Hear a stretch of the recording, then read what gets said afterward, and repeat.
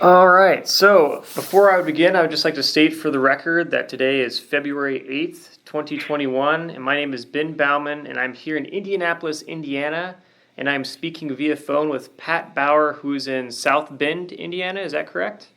That's correct. All right, and we are doing an interview for the Indiana Legislative Oral History Initiative. So just to start off, when and where were you born? I was born at Holy Family Hospital in LaPorte, Indiana. Okay. And what were your parents' names? My dad was Burnett Bauer, B-A-U-E-R, and my mother was Aline Cryan Bauer, B-A-U-E-R, Cryan spelled C-R-Y-E. Oh, okay. And I noticed that your name has a initial B before it. What's your initial stand for? My dad's name was Burnett, so they named me Burnett, but I didn't know till my 8th grade that my name wasn't Pat, because everybody called me Pat. Ah, okay, sure. Fair enough. So when I had to do official papers, they'd say Burnett, so I just started going B, Patrick Bauer. Yeah, okay, makes sense. So where was your family from originally before Indiana? Well, my dad came from North Dakota, and he went to school at Notre Dame. Oh. My mother was from Kalamazoo, Michigan, and she went to the University of Michigan. And this is way back when, and she had a master's degree. So St. Mary's College hired her to help their theater program. And my dad at that time was a Notre Dame. My dad went to Notre Dame, and then he went to graduate school. Yeah. And he and they met when he was in graduate school, and she was got her job as the theater director or whatever, drama director at St. Mary's College. And she recruited him for a part in the play because she started up to that time. This was in the 39, 48 era. Yeah. 38, 39, 40. At that time, women played men's roles, and she told the nuns there that was ridiculous when all those men were across the street. Mm-hmm. So she recruited Notre Dame students, so she recruited my dad. Oh. So that's when they started. They met each other and eventually got married. And the highlighter of career there was probably when they had the movie about the Gipper. And the President Reagan, he wasn't President, Ronald Reagan played Gipper in that movie. Oh, wow. And Gipper was Notre Dame's first All-American. And when he was about 24, 25, he was still just getting out of Notre Dame, or he graduated, but he still at Notre Dame, when he got some disease or some problem. And he was down at Memorial Hospital down in South Bend, which was about 3 miles from St. Mary's, Notre Dame, or across the street from each other. So my mother helped supply all the girls from St. Mary's to be outside in the snow outside Memorial Hospital. And Gipper was about 3 stories up, and they were outside his window praying in the snow. So she provided all those girls. So as they were walking, about 1.5 miles to 2 miles from his campus, St. Mary's, along the 31 highway, a limousine pulls up, and it's Ronald Reagan asking if they want to ride into town.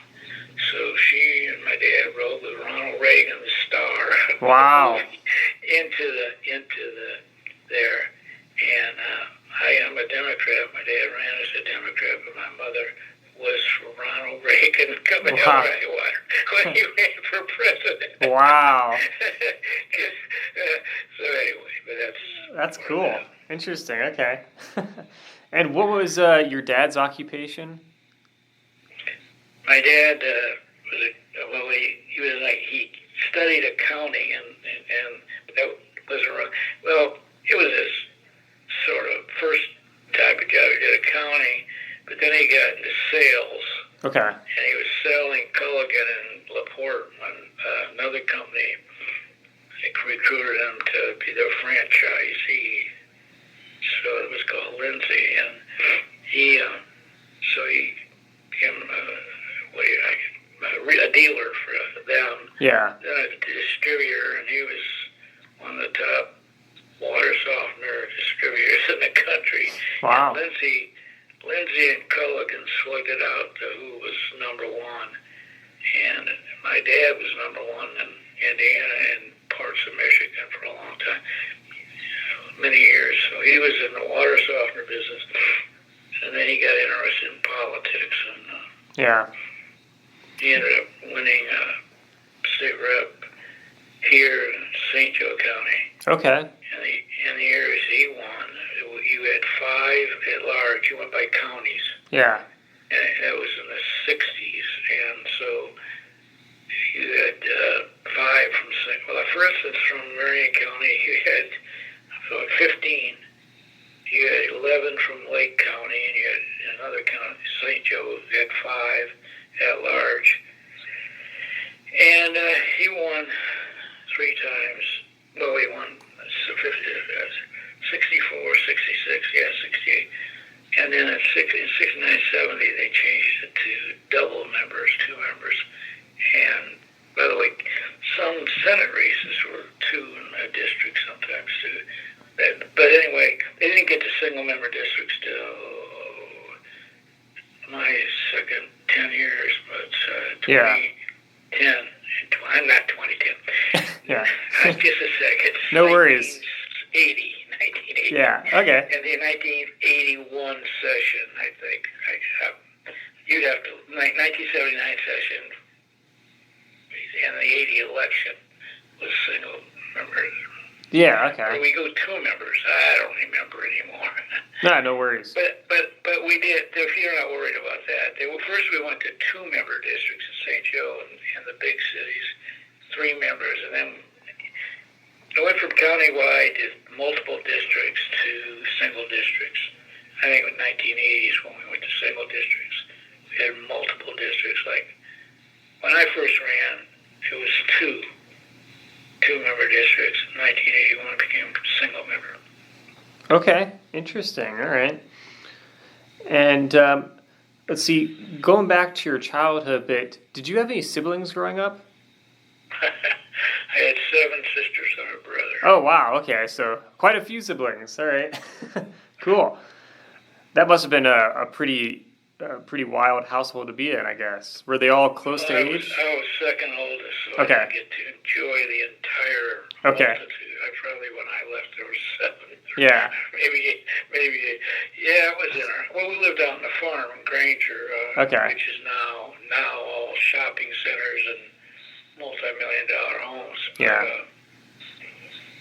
Interesting. And by the way, Yeah. you could run from Granger and still be the representative for South Bend. Remember? Wow. 5-member districts, and that was one thing that 15. Well, I told you 11. There are 15 at large in Marion County, and 11 at large in Lake County.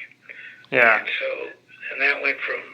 Then it went to 2s and 3s, depending how big your county was. Like we had 2-member districts here and a single district after the 5. And others, Marion County had 5 3-member districts.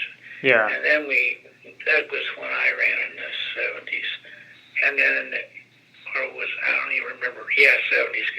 And then in the 80s, we went to single member. Okay. Yeah, that makes sense. So, how would you describe your childhood overall? I don't know. I lived on a farm. I was Yeah. a farm boy, basically. Yeah. We had the biggest, nicest barn around. Oh, okay. A big red barn. You could see it from miles away. Cool. A basketball court on the 2nd floor. Wow. And, oh man, I always remember. That's awesome, Washington yeah. Clay High School won the state championship in the mid in the 50s, and the guy who later on helped IU win this national championship was from Clay, Washington Clay, and he would come to our barn and shoot around. If I said his name, you'd have to know his name because he's the #1 basketball player in the country, and why slip his name right now. But he'd come up to our barn. I was only about 5 years old, and he'd include me, let me play. So Wow. if I said his name, if I remember his name, Yeah, definitely. You would know you would even know his name because Yeah. he was number one in IU Yeah. in the state national championship in the 50s. But no. My wife came out here and she said, Bobby Knight. That would be a story. Well-known person, but Yeah. he was I don't even know if he played for IU. Yeah. No, but he then became a basketball player. Okay. He was famous that guy. I'll remember his name. Yeah. I don't know why it's slipping. Yeah, okay. You can hold me to that too because I'm gonna go look it up. All right. You probably know how to play all that stuff on the plane. Who was the number one college basketball? I think it'd be about 1956, 50. IU won the national NCAA tournament that year, and he was their star player. Okay, I could probably... Not that year, but in the 50s. Yeah, I could probably look that up. That would be... If he's on the national championship team, then that would narrow it down quite a bit. From IU. Yeah. I think he might have only won once. Yeah, that's right. Which so is still pretty good. That's yeah. better than a lot. Yeah. Okay. And so, wow, I mean, that's cool that you had a basketball court in your barn. Was that like a place where lots of people would like to come and shoot around with you? People came from all around. Yeah. Wow, that's fun. Now, did you play basketball at all growing up? I played for St. Mary's campus grade school, which was on the campus of St. Mary's College. And I played 7th and 8th, and I made the freshman team at St. Joe. Okay. And when the B team came up, I had a choice of either being a sports editor in the paper or staying on the B team. And since I knew I wasn't going to get a lot of playing time, I picked the newspaper. Or, even then, I'm only 5'5", so they sometimes were worried I'd hurt my head jumping up and hit the rim. Okay. I think that was our concern. No, but I love basketball. I mean, I played all the time. I played, and that's when basketball is, well, still pretty huge. Right. But I mean, I liked it when everybody got in that state tournament. Everybody got in that state tournament. Yeah, yeah. Because when you're a state champion in the 50s and 60s, maybe early 70s, you were in a tournament that every school in the state had played in. Right. True. There weren't 4 or 5 winners. There was one. Yeah, that's true. Who would you say was or who were the most influential people in your childhood? In where? In your childhood? Well, my dad, I think he number one because of the fact of his, I mean, he was into sports. He actually started and I went to parochial school, and he started the basketball and baseball teams there to get, and it was part of a league that was called Inner City Catholic League, and it got to be at one time a pretty big deal. But he was into all those sports and stuff. He went to Notre Dame and stuff like that. So I guess I'd have to say my dad was a pretty big influence. But I have to say the other thing, I was in plays when I was just a little kid, when I was 5 years old. And my mother was head of drama at St. Mary's. So even as a little kid, I got into plays, even playing a little kid or something. Yeah, yeah. And so, and I did that. In my senior year of high school, I was the host of the first Junior Achievement television show in the nation. It was on WNDU. And you had to go through the contest for all that. So that was, I can't remember, that half-hour show, or every week, most of my senior year. But that was the first in the nation. And I think because of my mother's, I was in place, like I said, when I was a little kid. I did plays at St. Mary. Then when St. Mary became, when you started, I was in St. Mary's plays 3 or 4. There was biggest plays when I was there. Wow. So I don't know. If I was going to end up anything, I'd probably ended up in, I don't know what you call them. acting, yeah. Yeah, but it didn't pay a lot in the beginning, so I ended up. Yeah. Well, they needed teachers, so they asked me to teach English at a school. Then I got elected that right within the first couple of years. Wow.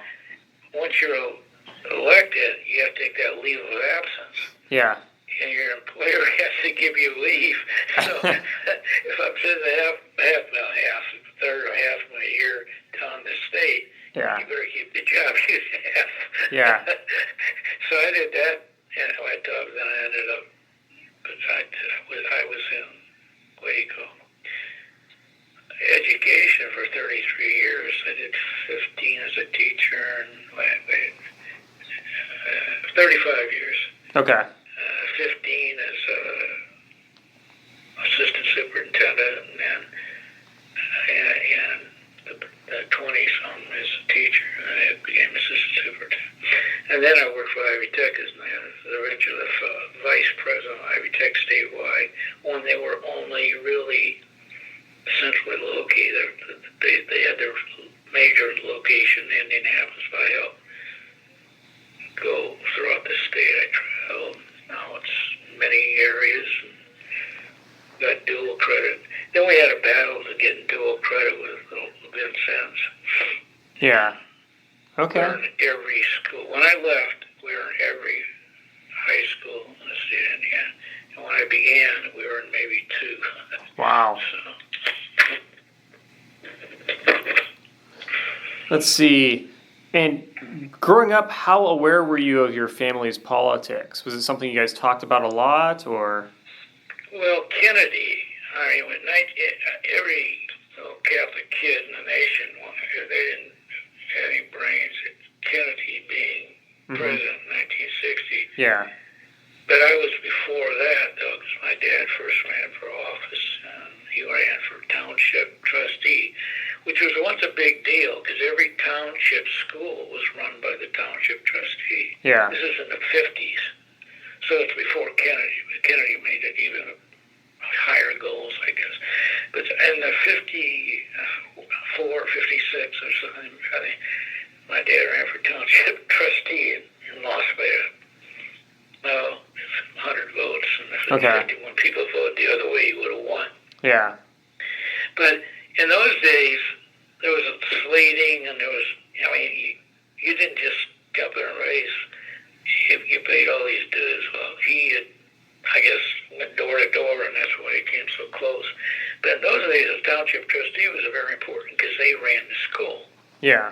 And he would have had, I don't know, 10 elementary schools, I don't know, 8 high school, and we didn't have middle schools like that. So, and that was probably the most important part of the trustee's job. Later on, I got the welfare, but there was some there back then, but not that much.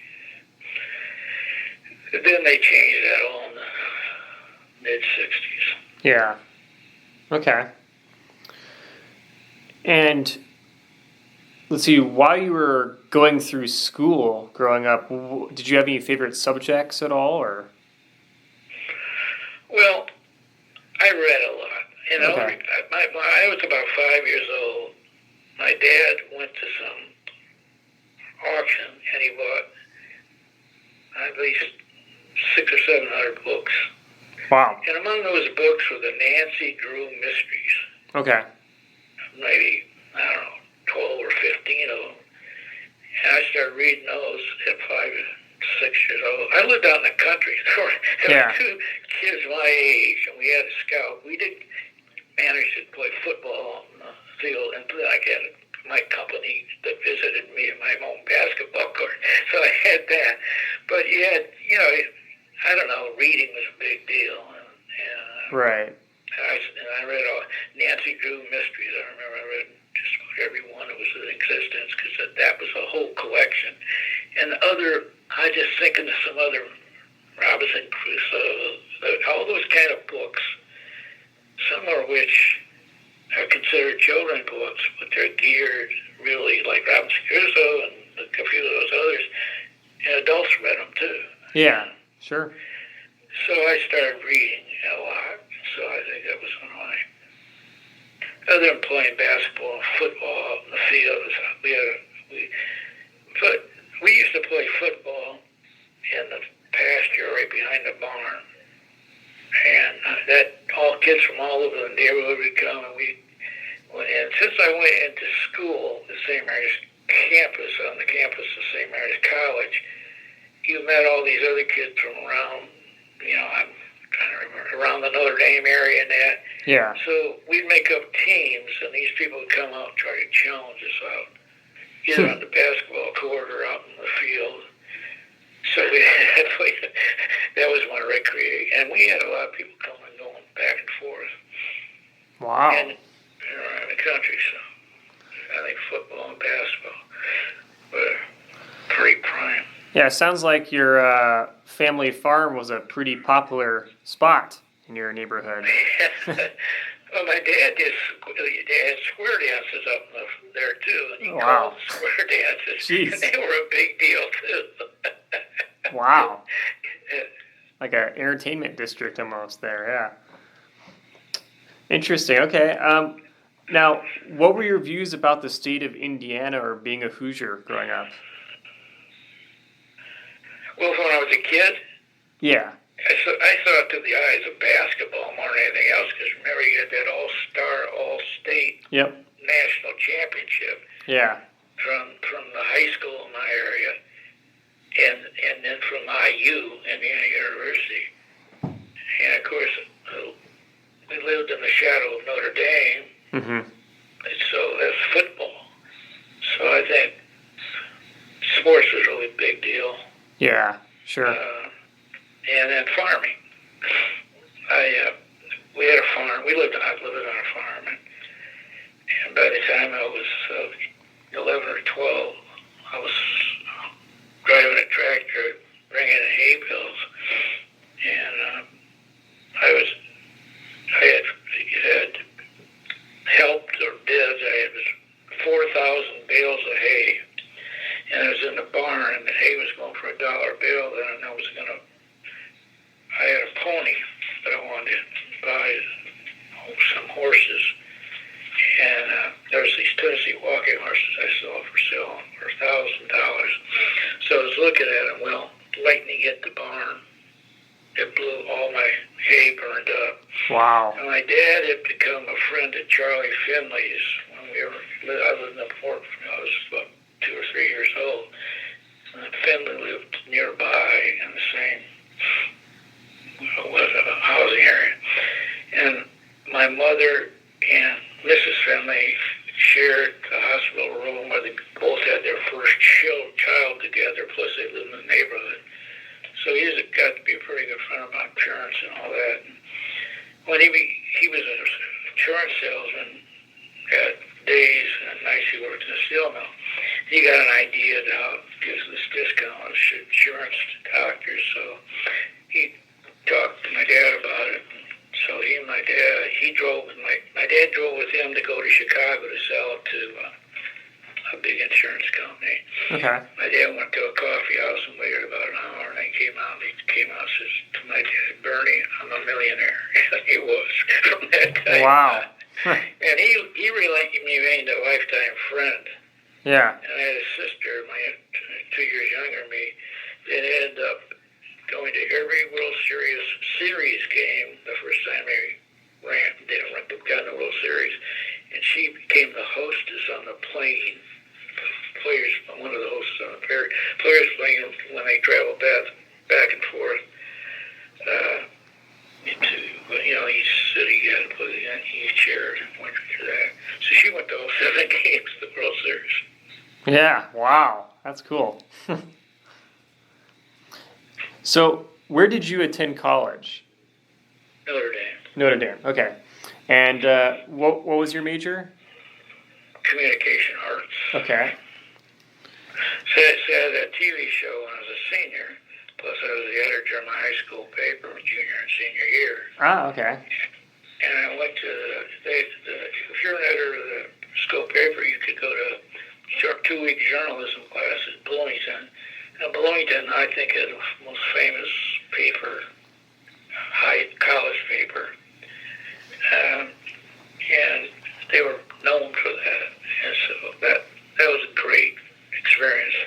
Yeah, sure. I bet. I was torn between IU and Notre Dame. Okay. Because they were both. I ended up getting a master's at IU, so Yeah. I got them covered. So, and how do you view your college experiences? It was great. Yeah. Met great people. I had some great professors. Yeah, that's good. Did your awareness of politics change as you got into college and graduate school? No, we got to remember Kennedy, Yeah. 1960, and I graduated from high school in 62, so Kennedy was a huge influence on an Irish Catholic. Yeah, I bet. And that's what Yeah. Okay. Now, right after college, what was your first job? Was it teaching or? I taught almost from the beginning. Yeah. Because I've gone, you got a master's, and then, that's about the beginning of it, Yeah. And when did you get married? I got married. How about I got married? Not for a little while. I had to wait for my wife. No, I got married in my 30s. Okay. And I was on the road a lot because once I got in the legislature, I not only worked there, but I traveled in my job. Well, it just hey, I had 7 sisters. I was in a big hurry. But I met my wife at Jesse Dickinson Middle School, and Jesse Dickinson was one of the first black state senators. Okay. And Jesse Dickinson was my mentor. Wow. Because I'd like to say my nice. I lived right down the heart of town. Yeah. In an apartment, which is also in the black community area. Okay. And Jesse Dickinson, who had been a state senator, somewhat of a legend, Yeah. come over to my place and discuss legislature or whatever he was in. And they got to be pretty good friends. My dad, in 1965, which, by the way, the Democrats happened to be in the majority, and Val Jean Dickinson, Jesse Dickinson's son, was one of the legislators from South Bend, who came in as freshman with my dad in 1965, led the session. And they got to be great friends. And so when I won, his father, who was, the beginning of that, he was like 16 years in the House and Senate. And so when I ran, he sort of became one of my mentors and all that. Yeah. Bill Jean had moved to Indianapolis, took over the YMCA of Indianapolis. And anyway, I don't know what the bottom line was. I met my wife at Jesse Dickinson Middle School. Okay, yeah. All right, that works. And, yeah, go ahead. And that's where we met. And after a few years, she decided it was okay to go out with a politician. So Fair enough, yeah. Yeah. How many children do you have? 3. Okay, cool. Let's see. One of them Yeah. is now a state rep. Yeah, that's right. That's right. So it's the family tradition's continuing then. That's a, 3rd generation now, state rep, or? Yeah, that'd be 3rd, yeah. That's cool. But she worked in the State House for 4 years, too. When I was Speaker, Yeah. and afterward, she worked there 4 years, and she helped do the, when we went on the air, when we transferred while I was Speaker and that, we started doing the cameras and everything, and every year I drive down south to go to the, I can't remember, down in the south where they had an annual, they got a casino there down. My mind's going. Anyway, I got to remember this. Well, I have to drive from Indianapolis down to Princely. And so when you get about halfway or two-thirds there, I usually stop. I was with my wife and a couple other people, and stopped at this little small-town diner. And as I walked in, everybody stood up and started clapping. I looked around with it. Well, what had happened is we had gone on this statewide feed.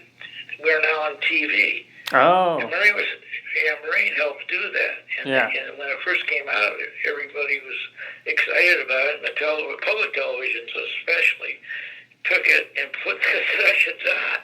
And so they knew for that speaker. Wow. And so they knew it. But this was the first time we went to outlying area. And when I walked in, these people, I didn't know why I thought it was a setup. I thought some people had gone down there and knew I was coming. Yeah.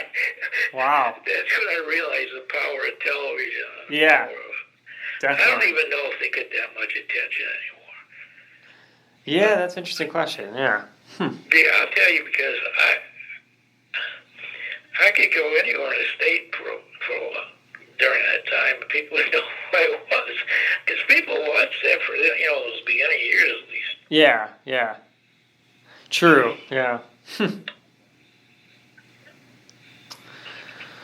Now, when you first got elected, what were the key issues or legislation you wanted to champion or fight against? Well, right from the get-go, I was a big environmentalist. And I got some of that from my dad, but I also got it from living out in the country and hoping they weren't going to take it all and make it into pavement, which, by the way, they have now. Right, yeah. So I was in an environment in my freshman year. My dad had championed anti-phosphate bill, phosphates and detergents. Yeah. Tide, you could go in the Tide detergent, and then right on the box it said 70% phosphate. Yeah. And that was causing great problems, algae growth that choked up the lakes and streams. And it was actually an international problem, but it was a national problem. Yeah.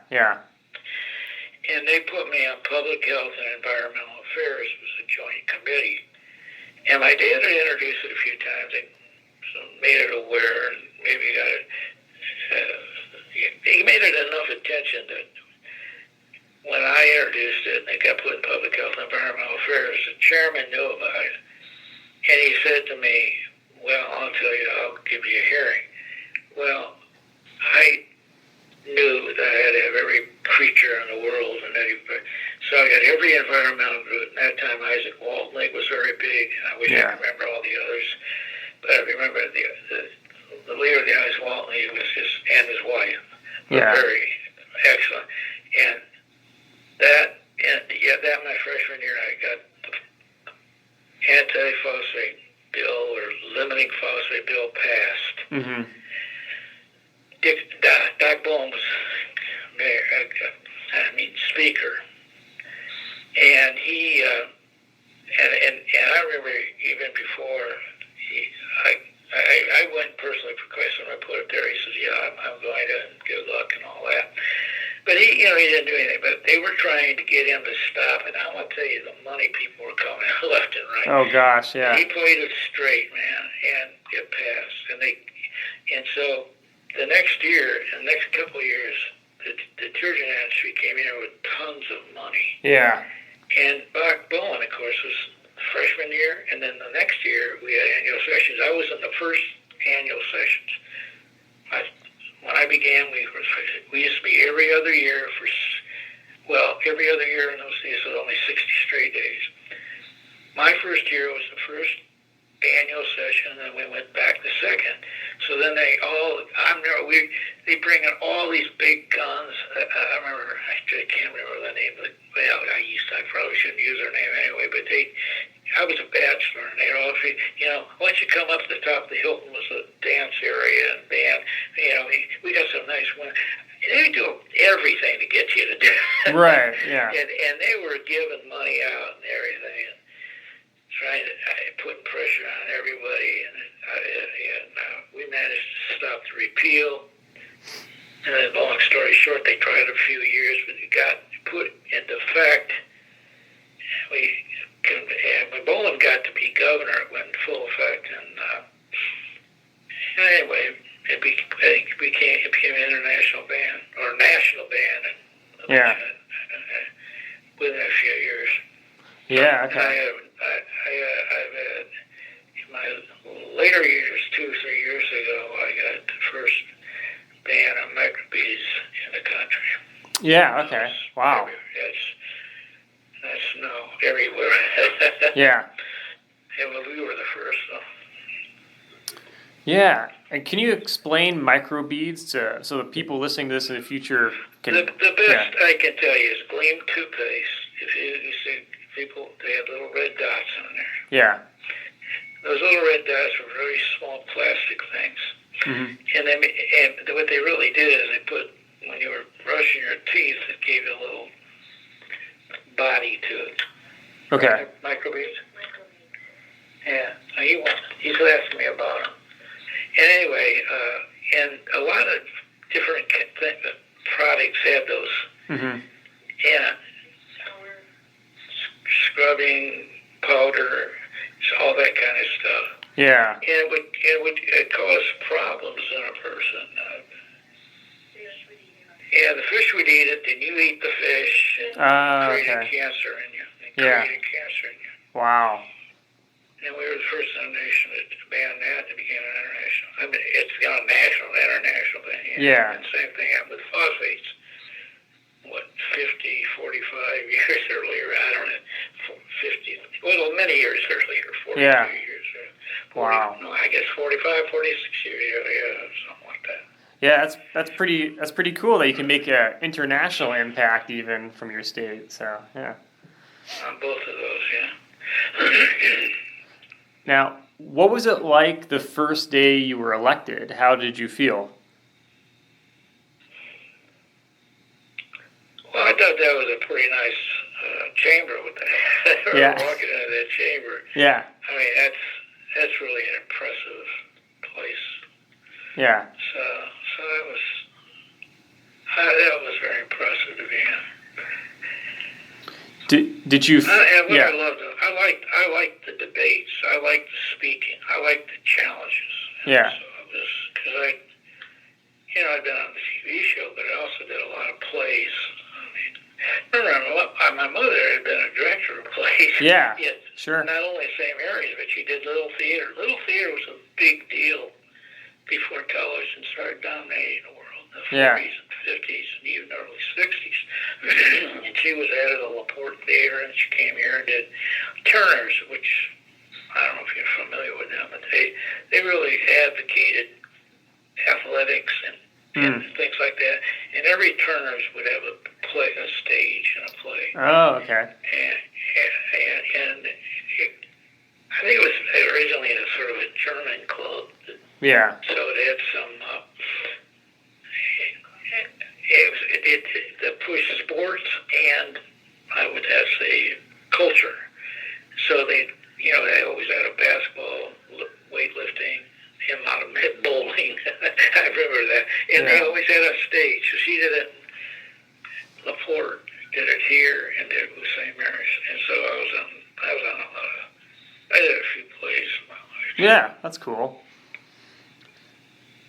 And how did your feelings change with each time you got reelected? Well, it was always a challenge. Remember, there's a new lineup every time, too. Right. And I didn't get gotten a freak majority in 1975, 76. Yeah. I was chairman then of the Public Health and Environmental Committee, and we did some good work then. And let's see, which way are you asking? I think as I went through those different 10-year periods, you also went through different. My first term was a 5-member deal. The second was 2-member. Right. And that lasted till my 11th or 12th year when I went to single, or, pardon me? Well, I guess it went for 20 years, and Dick Doyle was when for 10 years. Okay. And then later, then it went on to single mirror. So that, and then what, but I love the whole process. I like the committee thing where you can debate things out. And, it's smart salesmanship too. I mean. Oh, sure. Yeah. My dad was in the sales business. He was a distributor and a salesperson for water conditioning units and things like that. He knew that, and I used to do fairs where you got to talk to people.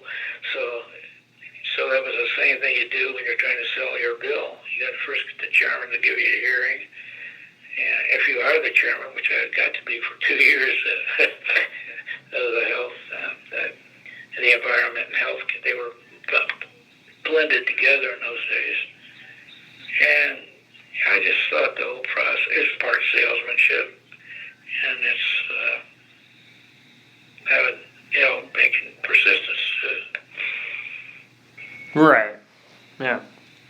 Did your campaign strategies change over your political career? Well, I figured I had to go all out the first year, and so I never, any time. I know they did. I mean, it's just, I think you got to go full boat. You can't take anything for granted. Yeah, sure. That makes sense. Yeah, I mean, I guess you went undefeated your entire time, so it worked out. Well, 25 elections. Yeah. Maybe probably a dozen primaries at least. Yeah, pretty impressive record. Yeah. Yeah, that is. I think for state reps, it might be the national record. Yeah, it would be hard to beat. Yeah. Because that's 25 elections. Now the senator might have to pick up a little more, but that's 4 years, so he didn't have as many elections as I had. Sure. So I think that might be the national record. Yeah. Close to it. Yeah. I think in the number of elections, it might be definitely. Right. But And when you first joined the General Assembly, I suppose that did you feel pretty comfortable with the legislative process because of your dad's history in the legislature, or? Well, I tell you one thing: almost all people in politics are gregarious people because they got to go out and sell things. I think the chairman I worked with, they're all Republicans, but they're very friendly. Yeah. They weren't always accommodating because of the bill I had might not fit into Sure. philosophy, but it was a good working relationship.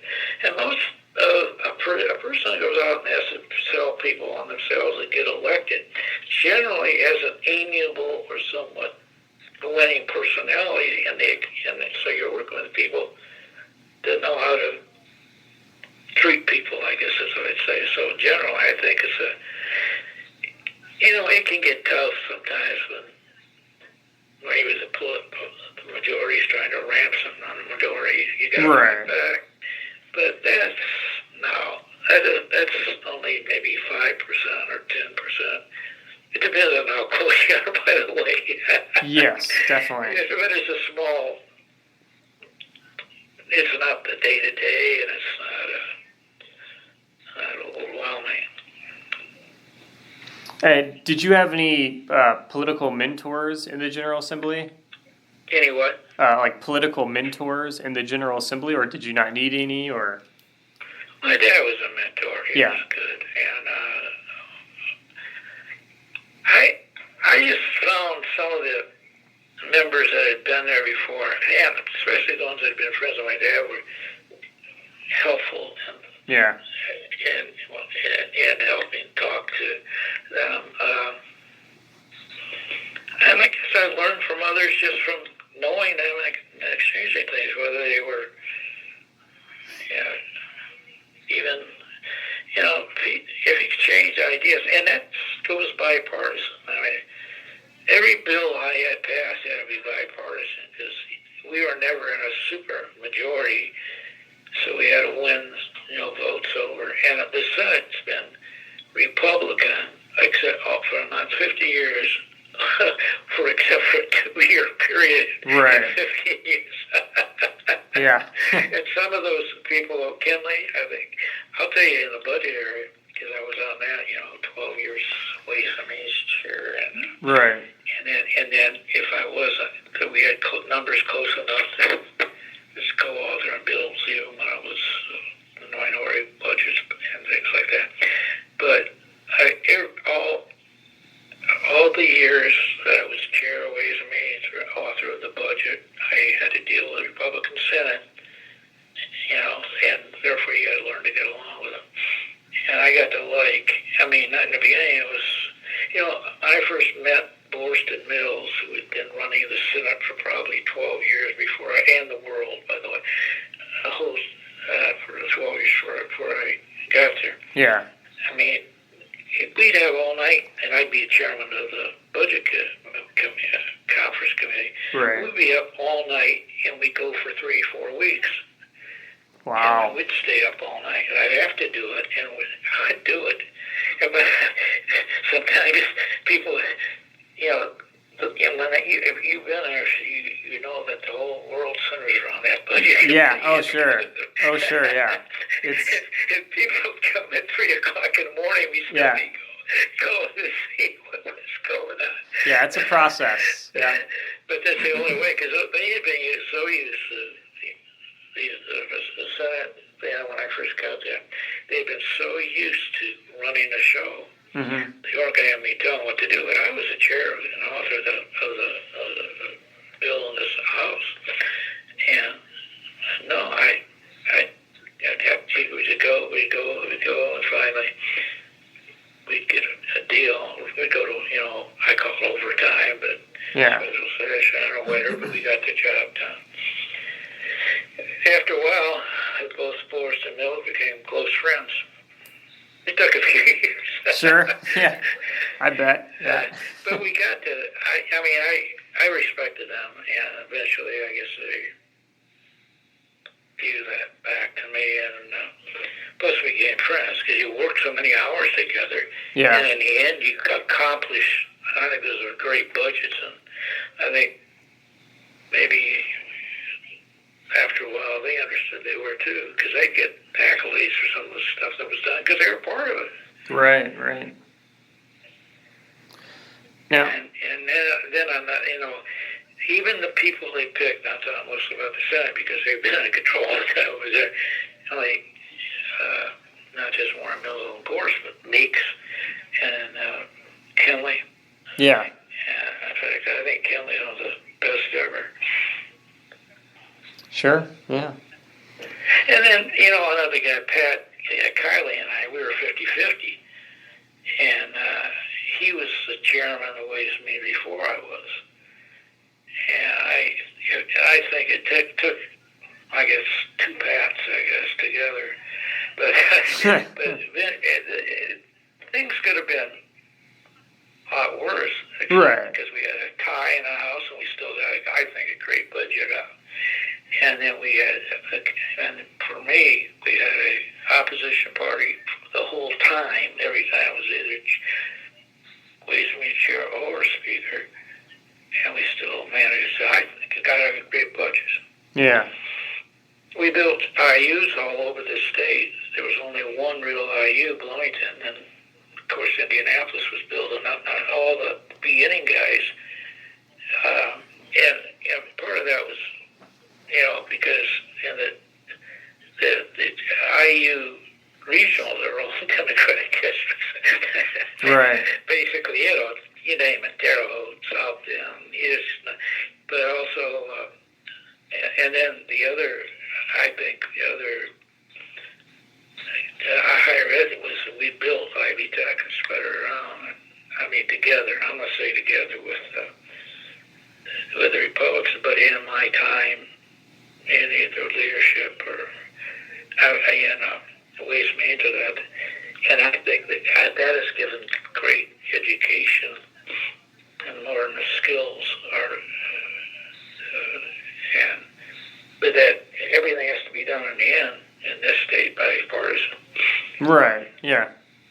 because the Senate's been forever Republican, and we've managed to.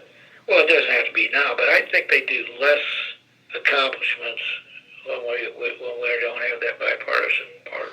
Oh, that's interesting. Yeah. The things we did, when we had the majority in the House and the Senate over there, are more advancing and more compelling and more vibrant for our future than they do when they're both Republicans. Right? Okay. Yeah. They might do some kind of a pro-business type thing that we'd never consider in some certain element of business would benefit. Right. But the rest of us wouldn't necessarily benefit. But to get people progress and programs to help everybody, I think it took that balance between the House and the Senate. Yeah. That's interesting. How did you know the needs and wants of your constituents? Pardon me? How did you know the needs and wants of your constituents? Oh, there was great communication. I mean, they call me. They write me. Some knock on my door. Yeah. Okay. That's one thing.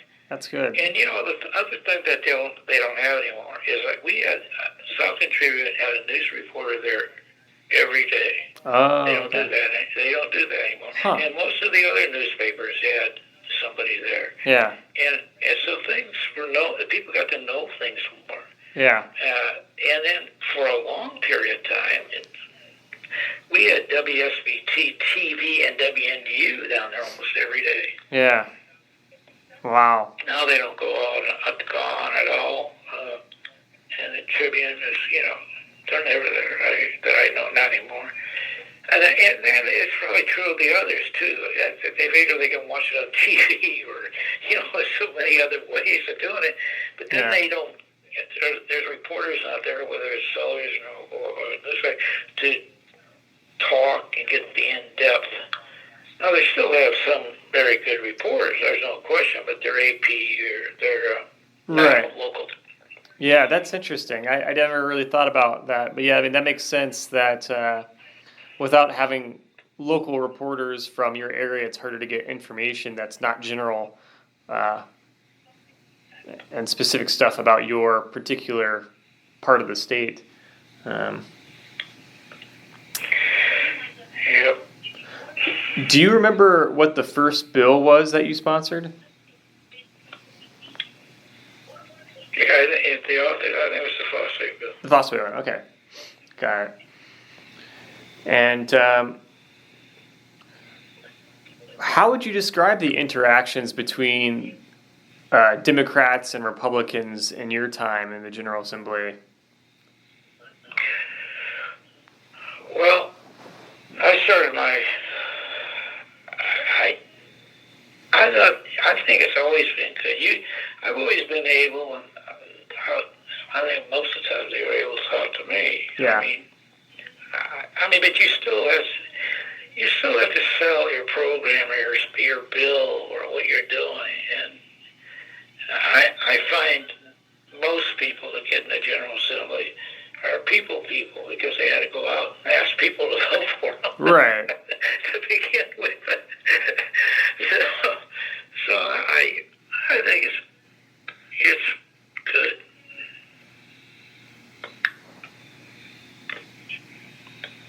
Yeah.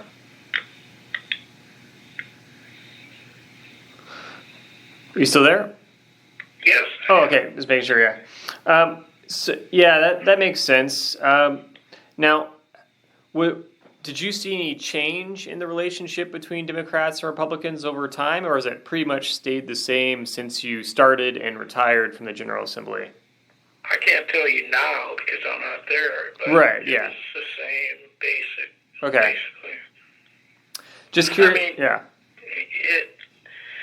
It's better to be in the majority than the minority. I'll say well, that. Yeah. Oh, yeah. But just the individuals that come, I think most people have had to earn the trust of their people back at home, or it has to be, go out and meet with people. Yeah. And they have to be somewhat persuasive and So I think that type of person comes to the legislature, Right. and so you can communicate because Okay. you had to communicate to get there. Yeah. Well, that's interesting. Okay. Yeah, because I've heard some legislators in the past I've interviewed who said that they kind of felt that the relationship between the two parties had started to break down over time, and it wasn't as easy to work with each other. But yeah, that's interesting. Well, see, I think having a super majority is not beneficial to the public and not helpful even to the individual legislator, Yeah. Republican or Democrat, Yeah. because you can become less potent in your ability, even if you're in the supermajority. Yeah. I mean, there's sort of a lot of you. They only need 51 out of the 70 or whatever they have, 75. Oh yeah. Yeah. So 72, 73. So your importance when you have a close number between the two parties, it's more valuable to every member because you're needed more. When Yeah. we have a supermajority, there's many of the majority they don't need and none of the minority. But that's the job when the minority has to work harder and get the good points out about a bill that they want to sell and the bad points about a bill that they're trying to ram, if they're trying to ram it through. Yeah. You just got to work twice, 3 times as harder. Yeah. Okay. And how did you garner support for legislation that you wanted to put in place? Well, first you got to get a hearing from the chairs. So you got to work. And I try to give all the information I could. So tell people that were positive for it to contact that person. Yeah. And I mean, I work basically as the chairman of a committee in charge of the bill. And that's the way I think it's supposed to be. I mean, it's the way we do things. And I think most successful people in the legislature know it's a committee system. Yeah. Sure. And how was legislative business conducted outside of committee meetings and formal votes? Was it like talking to people in the halls or going to dinner with them or? Yeah, both. Yeah, okay. Did you have a good idea of how people would vote prior to actually voting? Sure. Try to get a vote count. Yeah. Now, what was it like serving as part of leadership in the House versus just being a regular legislator? Well, as a regular legislator, you can work and focus completely on your committee work and on your bills. Yeah. And when you're a leader, you have to worry, and not be worried, but could be concerned about others and their bills and how they're doing and helping them. So you have to become a helper of everybody, and then you need to also try to help steer them in the right direction, help them in the right direction. Sure. Yeah, that makes sense. And how influential is party leadership in terms of making decisions? How influential is party leadership? Say that again? Party leadership. How influential is a leader? Is that what the question? Sorry. How influential is party leadership in the General Assembly? It's what that leader does. It's how he leads. Yeah. I think there's been good leaders most of the time. Yeah. That's good. What were some good examples during your service of people coming together from both sides of the political spectrum to put legislation down? Well, Well, I mentioned the environmental bills. Yeah. I mean, That one got lots of support. Yeah. I had those two that were first in the nation. I had a couple others that were a pretty big deal. Yeah. Pardon me? DNA took you 3 years. Well, the DNA bill took me 3 years. Oh, yeah. And that was a really big deal. Yeah. And in the end, it took Democrats and Republicans, senators, and House, and the caucus chair of the Republicans was a giant. He was the chair of the committee I was the ranking minority member of. Yeah. Judiciary, and he was my co-author, and I'm telling you, he was wonderful, and it was wonderful when he held, I mean, it was really a battle. Oh, wow. We, I started out as the author, and he went on as co-author, and we did it 2 years in a row, and then in the end, I mean, the people pulled so many games and surprised us and stuff, and we hung together, and in the end, between he and I and the senator from Bloomington, who was a blessing, we were able to do it, but there's a lot of other people that helped, because you don't get a bill through like that. It's, I don't know why the hell it was controversial, but it sure had some powerful information. Yeah. Wow. In the end, we had a strategy, and it worked out pretty well. We had a bill going in the Senate, and a bill going in the House, and some people didn't. I mean, it was strange. There were 2 people in the Senate committee that were hurting their own people and somehow flipped out on us. Wow. So we had to readjust and get over that. It was so many, but it was not just a 1-year period. It was really 2 years.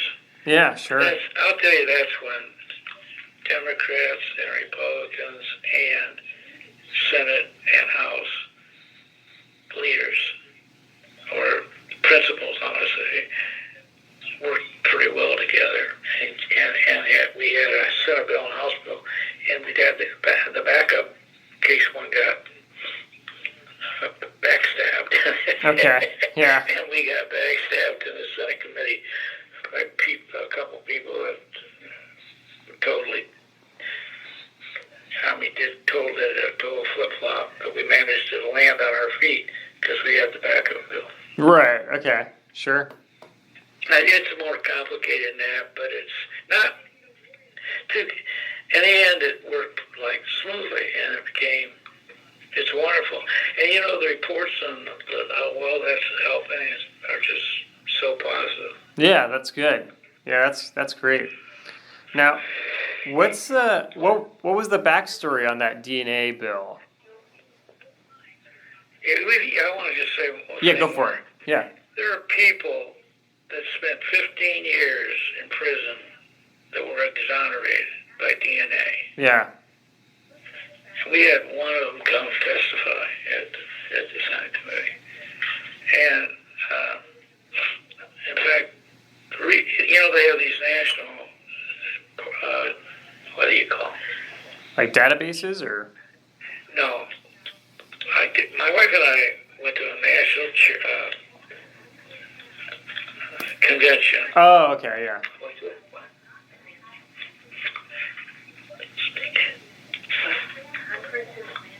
It was a conference in Atlanta, it's the National Conference of State Legislators, and they have booths. And my wife met this woman that whose daughter had been raped. Oh, okay. And then murdered, and then burned to death. Oh my gosh. And she had spent 3 or 4 years working to get the killer committed, and she just put her whole life in it. It was DNA they used to prove who the killer was. And she was on a national mission to get that passed. So I went, she came down, and we went down and talked to that woman. That's what triggered my efforts. And I went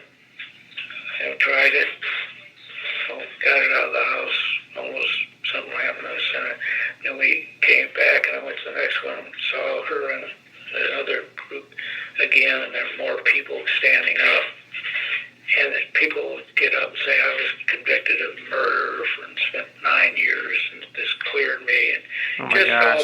Or catching people. And, that was a battle that had to be won.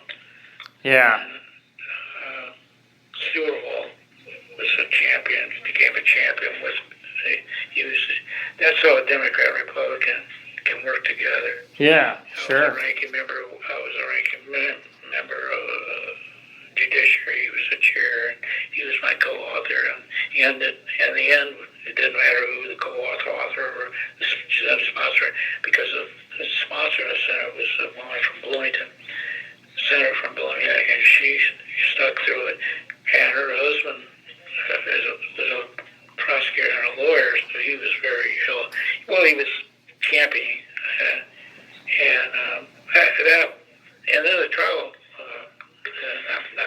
The prosecutors association got behind it too. So that's one that I'm glad you brought that one up. I just happened to have a couple of years ago or so, three, I think. So that's an example. Yeah. If you get something, his salesmanship for one thing, but it's persistence, and it's just never giving up. Yeah, definitely. And so that DNA bill, it kind of like, I remember reading about it a little bit. I guess it like kind of expanded who you could collect DNA from to catch criminals and. Yeah. Okay. Yeah, it works. Yeah, that's cool. People that are wrongfully prosecuted are freed, and people who aren't guilty are found. Yeah. Yeah, that's really interesting. Let's see here. What would you say the public does not know about the Indiana General Assembly and how it operates? Well, it's all changed because they don't really have as much viewing of it as they used to have. Yeah, sure. So I can't really. I think they know less today than they used to because it's not as publicized. Right. It's not. They have access to it if they go out of their way. Yeah. Before it was right there in the front page, or it was on television. Yeah. So, but it's available if they want it. They get called. But it's not given to them like before. It was delivered to them in their daily paper. It wasn't. It's not on TV like it used to be. Right. Yeah. Definitely a different time there. Yeah. How did your legislative service affect your family life? Well, I had a great wife, and she understood from the beginning. If it wasn't for her, I couldn't have done it. Yeah. Okay. Sure. What would you say was the most controversial legislative issue during your time in the assembly? I couldn't even begin. Oh, gosh. Okay. We had some great battles. Yeah. Okay. What are the highlights? Yeah. I'd have to go year by year. Wow. There's a lot of them, I guess. All right. What would you say were the main ones? Well, the budget used to be the number one battleground. Right, yeah. Get that done. And then, I think so. I just had to have somebody have to remind me. I can't remember right now. Okay. There was a lot of battles, and we were 50-50 twice. Yeah. And then we were 52-48. Yeah, we had a lot of those close ones. Sure. I'd have to go over those years, but they were. I'm trying to think of any others than that, because the budget's a big one. But I really. Yeah. Okay. And the environmental ones are big, but they weren't contentious as much. Right.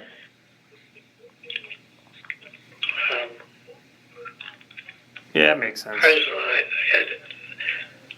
That's one of those ones people said, do you remember this? And then boom, I'd give you 15 minutes. So that I can't. I understand. But my battles were environmental bills and budget. Yeah. Okay. What piece of legislation would you say took the most time? Oh, how about the budget that took us almost the whole state would shut Yeah. down? Yeah. I gotta remember that. I remember Evan Bayh was governor, and they were going to help destroy Evan Bayh, Okay. and they were not going to give us a budget. And I remember Mike Phillips was the speaker. I was the chairman. Wait a minute. And they hated Evan Bayh. I mean, but if he came and showed them a 30-year-old, 32-year-old kid, basically, Yeah. could win governor. Oh, they were angry. And they'd had it for a number of years. Yeah. And they were just going to kill any damn budget they had. So that Wow. was the battle royal. That was the battle royal.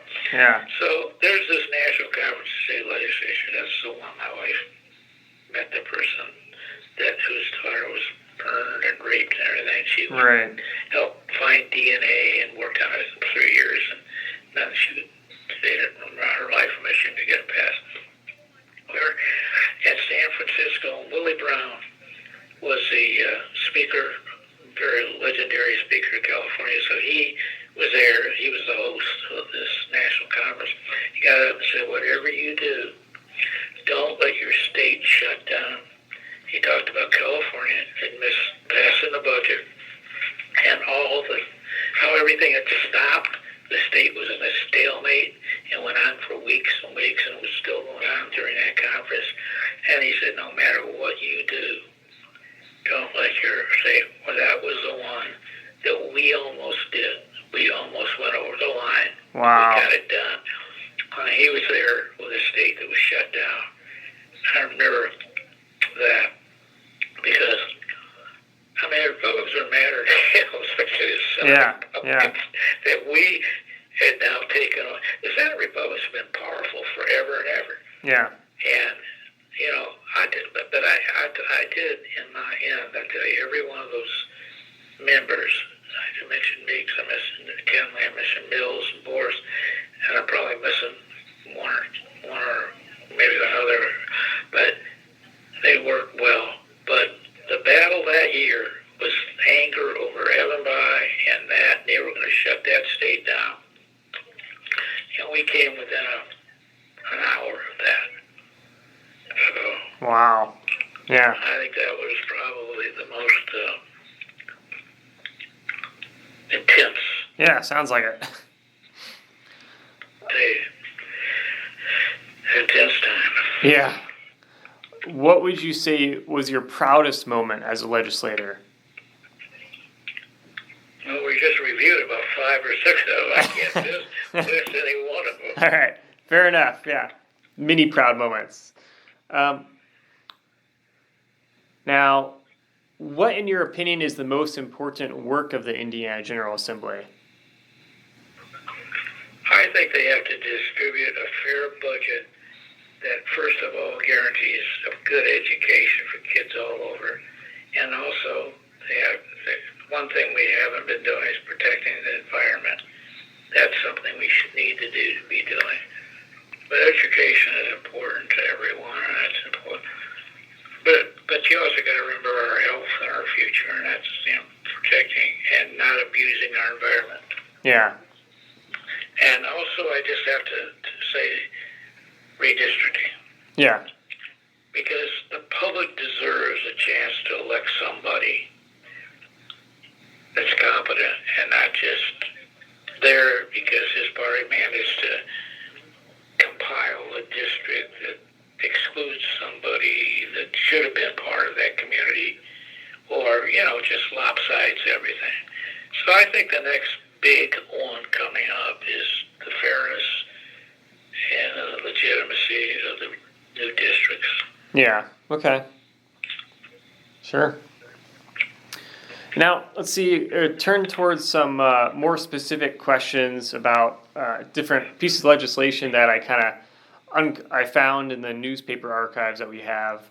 Let's see. Do you remember? Apparently, like this was in 2002. Do you remember a situation where there was, I guess, a little bit of controversy about one of your campaign donors apparently had some like tie to the gambling industry or something, and some people were worried about how it could influence a bill. Do you remember anything about that?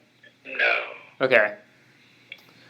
Yeah, I wasn't sure if you would since that was almost 20 years ago, but I figured I'd mention it anyway. Let's see. In 2007, I guess there was a debate over an amendment that would ban same-sex marriage. Do you remember that debate at all, or? No. Let me think. What year was that? 2007. I don't know. I wouldn't doubt somebody just did something just to get attention. Okay, apparently it was said in the paper that you refused to allow a House vote on the amendment, I guess, and some people were upset with you or something like that. But I refuse to do what? to have a House vote on the amendment. Sometimes they're not germane. Yeah. They don't belong. Yeah. Right. It sounds like it's right from here. It sounds like it doesn't belong. Yeah. Yep. So you stand by the decision. That's right. Yeah. Yeah. It was interesting. Yeah, but yeah, some people in the newspaper, I guess, were some of the Republicans, I guess, complained to the newspaper about that. So, which. Well, they weren't German or germane. Yeah. Or maybe they were on the bad Germans from way back when. But Yeah. I don't know when. Yeah. But it was.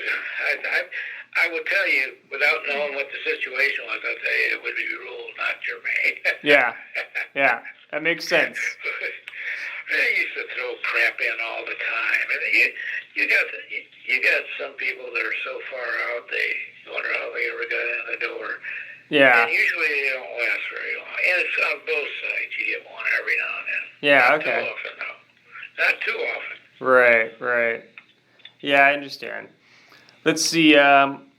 What about? I guess in 2009 there was some reports, I guess, that you were involved in trying to strengthen restrictions on the role of money in politics from lobbyists and stuff. Yeah. Do you remember that at all, or? Yeah, we were going to have the limits here and there. I did some limiting on a lot of things. Okay.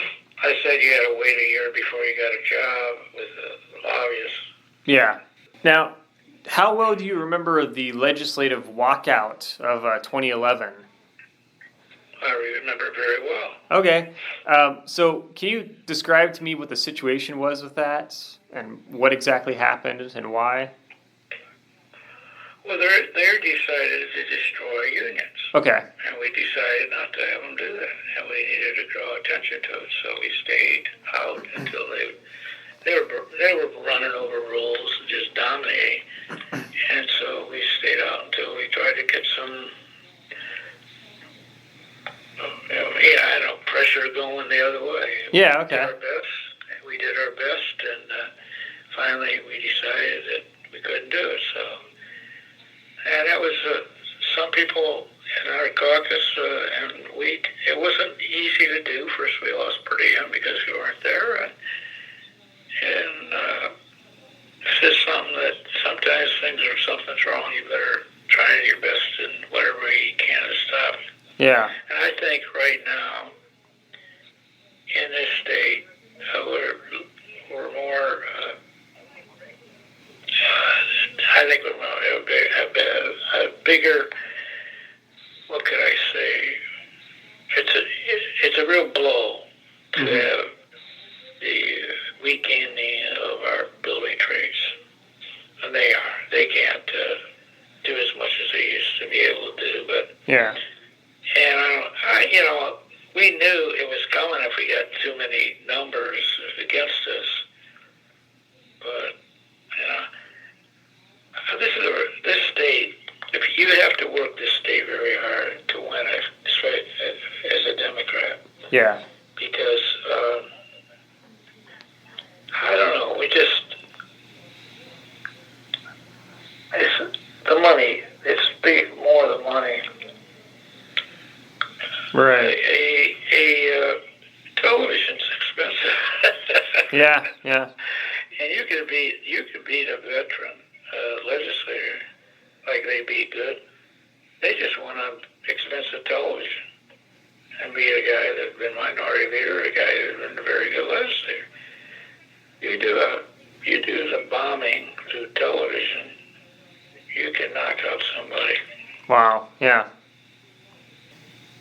And right now, I think we have one Democrat from the South.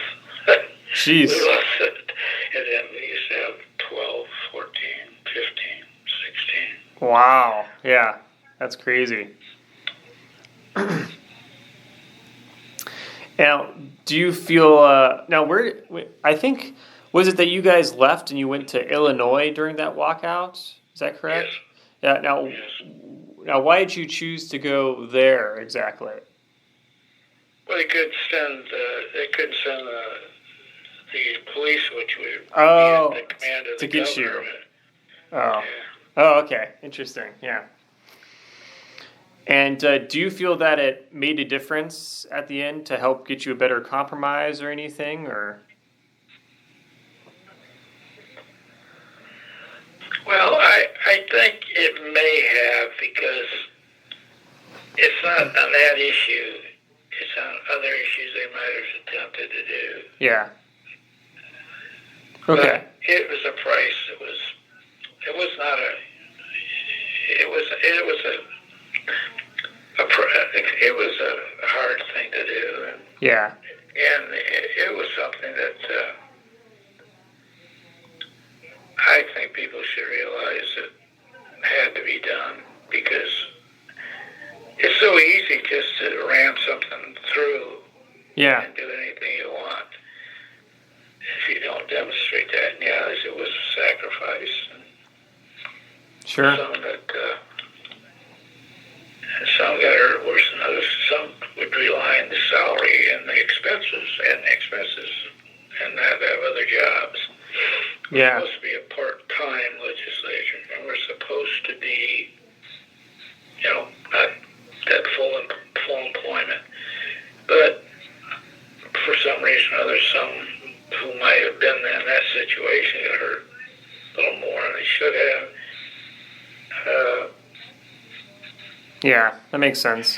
And that's all I can say about that. But I do think that the state's worse off not having collective bargaining than they were when we had collective bargaining. Yeah, okay.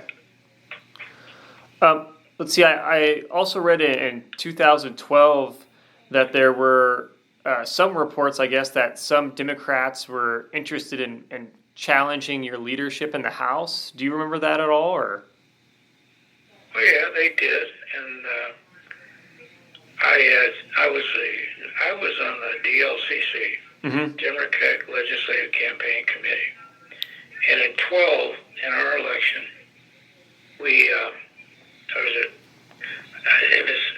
I got to figure if it was 10 or 12 that we went nationwide.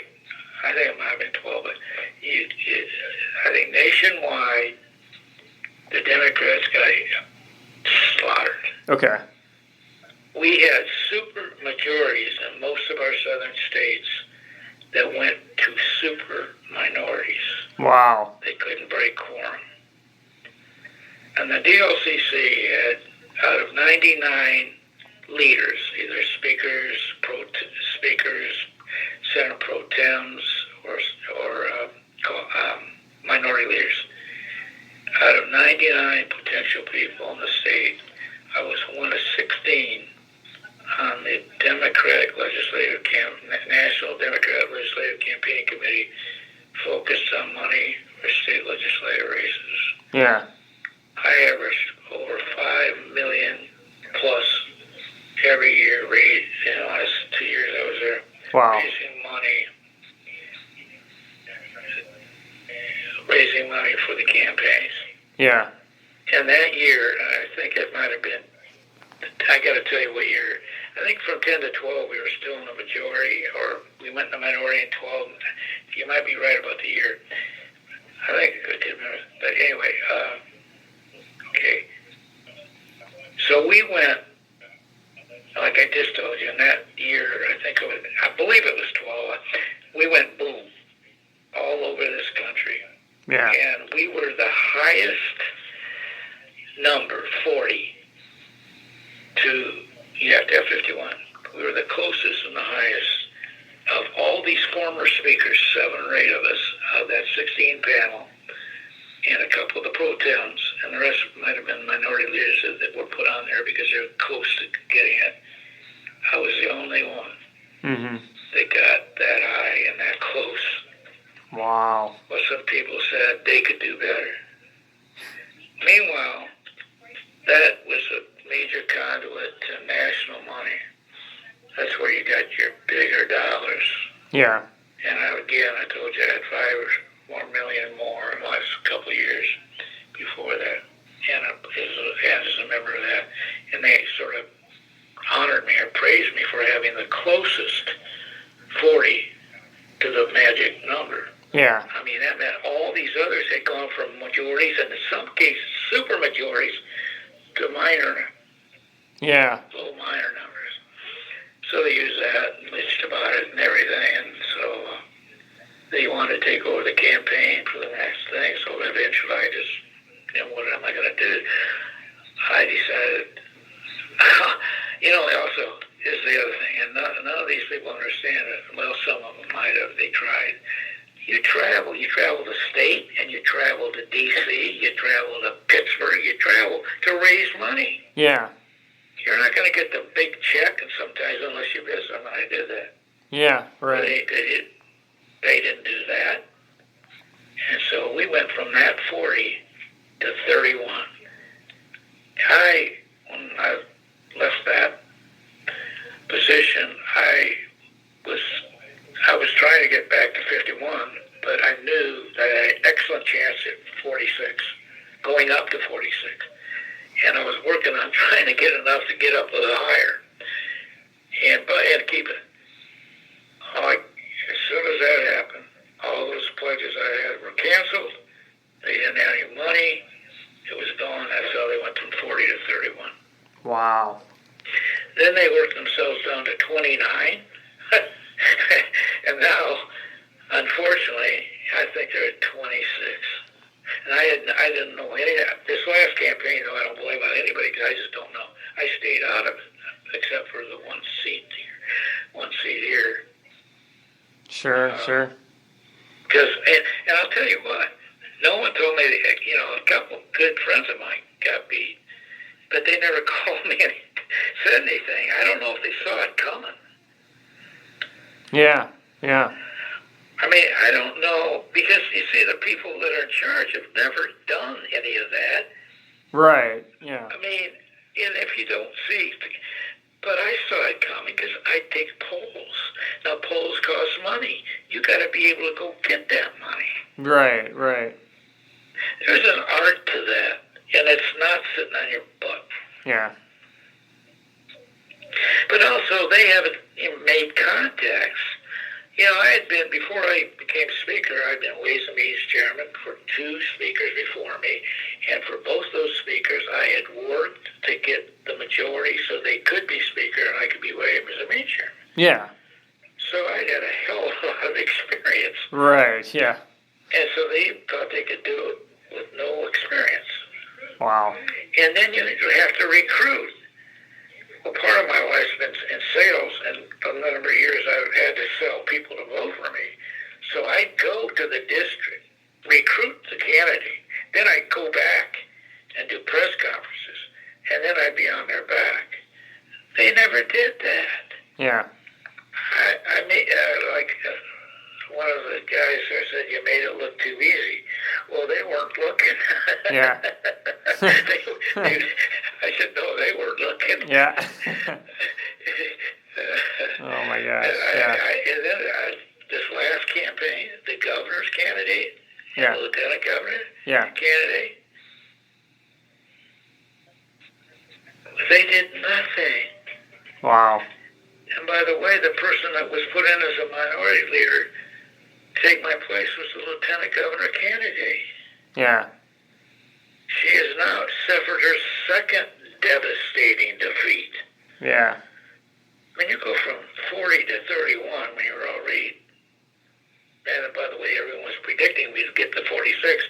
I was the one that had to convince some people we go to 48 because that's why we could ask for more funding to get those two. You see what I'm saying? Yeah. So you do polls, you do this, and you sell that. And so they went from 40 to 31. She was a minority leader. Oh my gosh. She was a lieutenant governor in this candidate this last time.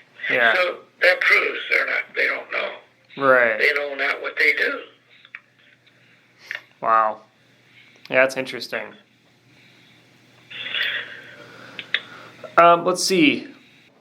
I read that you were involved in some large reforms to the state tax system. Do you remember much about that? The reforming of the state tax system? Yeah. Well, a lot of that was, what we did was reform. I can't tell you specifically right now. No, that's fine. Yeah. Because it's minutia, but it has effect. Yeah. So I wish I could just remember. Is this better, by the way? Yeah, I hear you. I hear you fine. Well, the other one was starting to fade on me. Okay.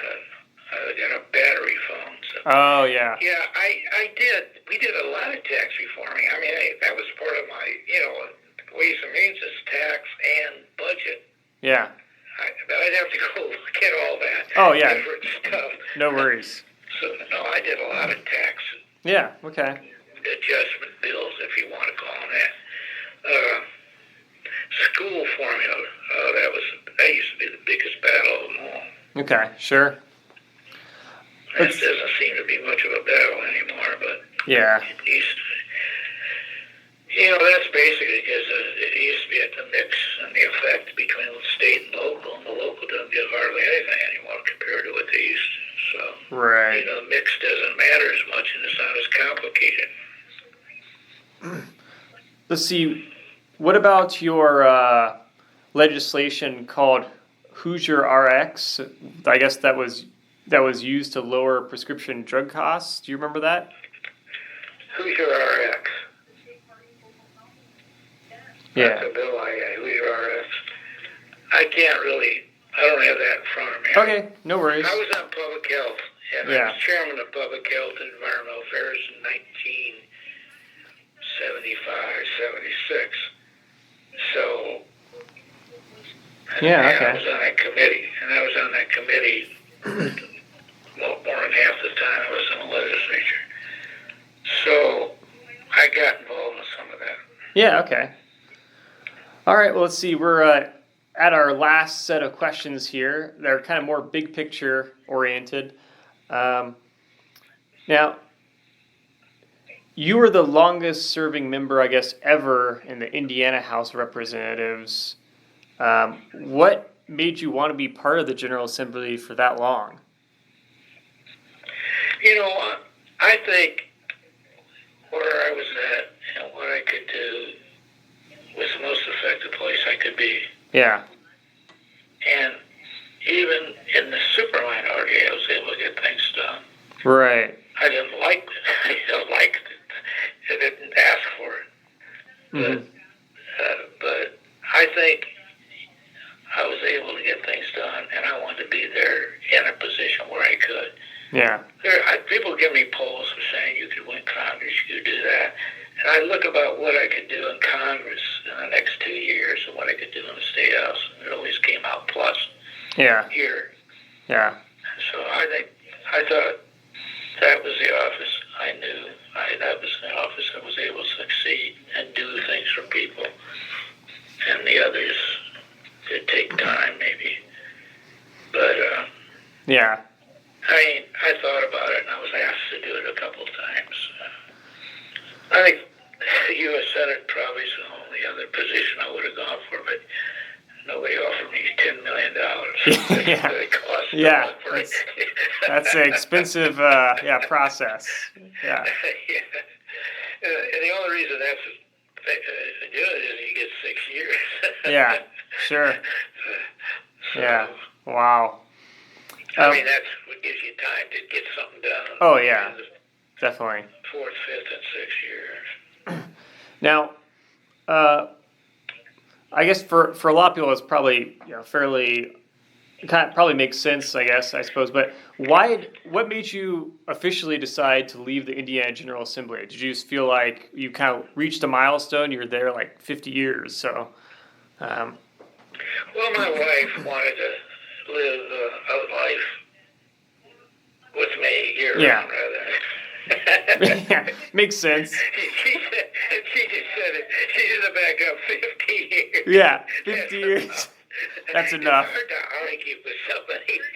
Well, at the same time, during that time, I did 33 years, 35 years at Southland Schools. Yeah. And 16, or I think 15 years at Ivy Tech. So there's another 48 years. Yeah.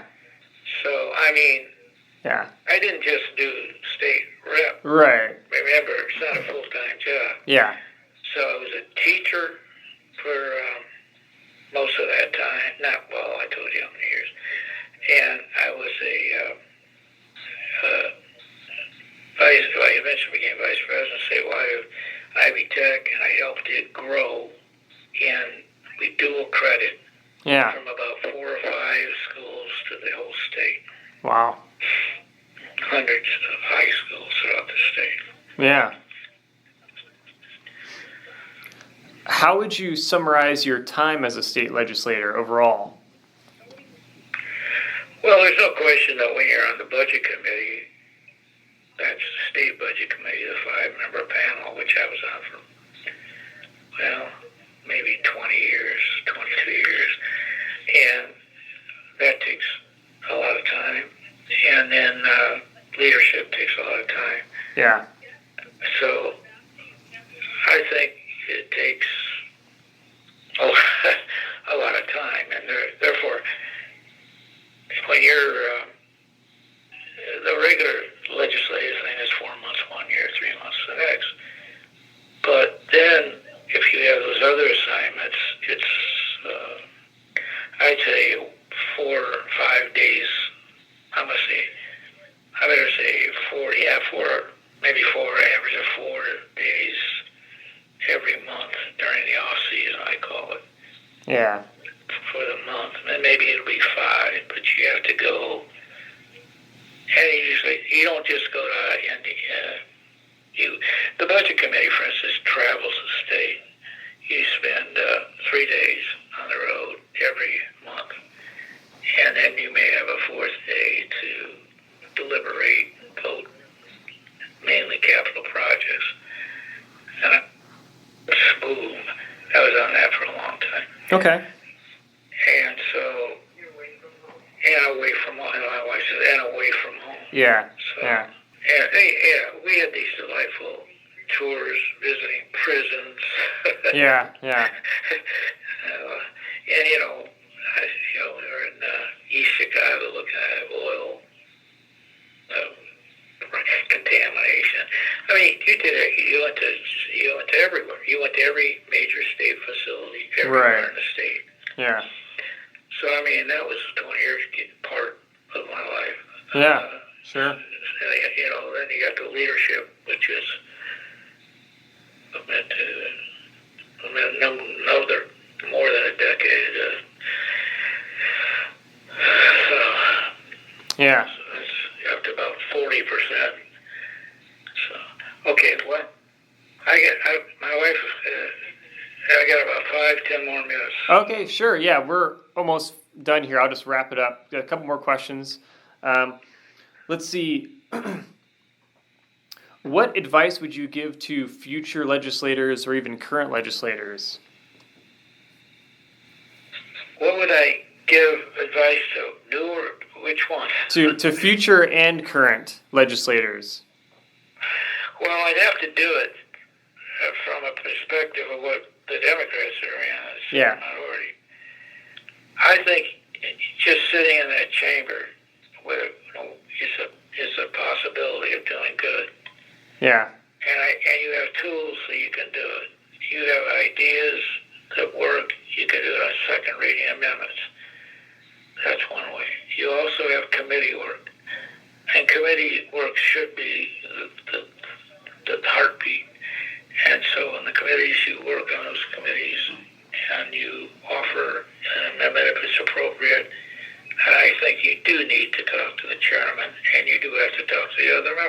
Yeah. And by the way, your word is your bond. Yeah, okay. Yeah, that's good. You can't, and you better vote no when you should vote no. Yeah. Yeah. Yeah. And vote yes. Know your votes. Sure. And I think most of them do that. Yeah, okay. On both sides. How would you say the Indiana General Assembly has changed over time? I don't know. That's tough. I mean, the problem with the word change is shouldn't include the word adjust. You have to adjust. Right. Okay. Sure. and each session, each 2 years is different. Yeah. Because there's a different lineup, there's a different who's in power, who's not in super minority. That adjustment. So you have to be willing to adjust. Yeah. Okay. Let's see. Last question here. What do you want Hoosiers to know about their role in relation to the function of the Indiana General Assembly? I think people should know they can call their representative or write them or email them because he's your representative or she is your representative. Yeah. And by the way, you'll get a better response from them and quicker than you would from a congressman because you know what? They're one of 435. Right. Yeah. True. Yeah. I mean, I would say you shouldn't go with them either, but I just say we're a shorter trip. Yeah, okay. Shorter target. Makes sense. Well, thank you so much for doing this. I really appreciate it. It's going to be a good addition to the project, and especially since you were there so recently. So it's been really interesting. How far back are you going, and how far? Well, the earliest person I've interviewed served in 1961, and I interview anyone who's around that served in the General Assembly about their experiences. So if you ever have any names about former members that I should interview, feel free to let me know, and I can make sure to get them on my list. So. I was on the 5-member group for many years on the Legislative Historical Commission. Yeah. I know Garton was on it, I was on it, my dad, I think, was on it before I was. And we used to get more briefings all the time. Yeah. And I know if you go down to the library, you'll see that group. And, okay. See those names. You'll see, I think that's the name of it, the Legislative Historical Committee. Yeah. There were 5 of us. Garden was on for a long time. I was on there. My dad was on before I was. And those are the 2 Garden I remember because, he was a long-serving state. He said 26 years. Yeah, okay. Sure. And there's an example of a guy who became a very close friend of mine. Yeah. And I mean, I told you all those finance people did, but Bob Garden became a very close friend of mine too. Yeah. Okay. Yeah, we've. Oh, and at one moment you have not brought up is the governor's funeral. Oh, okay. Are you there? Yes. Yeah. Yeah, because my wife and I were in a national conference of state legislative speakers in Hawaii. Okay. We just gotten there. Yeah. Let's say I'm going to make up. And the night we got there, the next morning I was told, got a call that the governor died. Oh, wow. And you got to get back here. Yeah. Yeah. And so I had to go. Wow. And we flew all the way back. And then, I'll tell you, Governor Kernan, he wasn't governor then, but he's lieutenant governor. He was very upset and emotional. Garden, everybody was shook up. Yeah. And that was 3 or 4 days that were really traumatic. And T.J. O'Bannon was absolutely absolutely a saint and wonderful. She really helped. And that was a time that people don't know about. But, Sure. I mean, you're talking about, I was a speaker, and Garden was the president pro tem, and he had Joe Colonel, Lieutenant Governor, in effect. And that was a really, how can I, moving time. And Joe Panel was our. Yeah, I bet.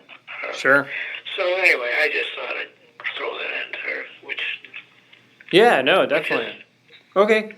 Oh, okay. Perfect. Take care. Thank you so much. Bye. Bye-bye.